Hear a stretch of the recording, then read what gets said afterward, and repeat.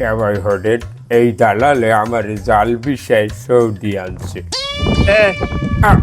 তুই আর কানে কানে কি কইছো? এই তোমার কানে কানে হয় কি কইছে? আমনে বলে ওরে বিষা দিয়ে জাল বিষা দিয়ে আনছে 3 মাসের বেতনও দেন না।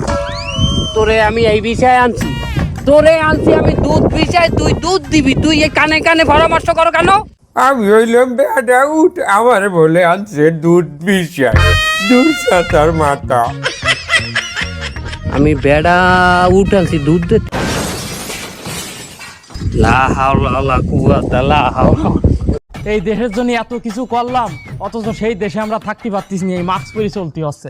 আসি আমনেগো আমলেই ভালো আছিলাম না ভাই, এখন বেশি একটা শান্তিতে নাই।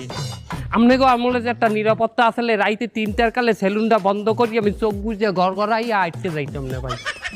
আর এখন এখন রাত 3টায় যখন বাইরে এই রাস্তায় মনটার ভিতর দরপর দরপর করে।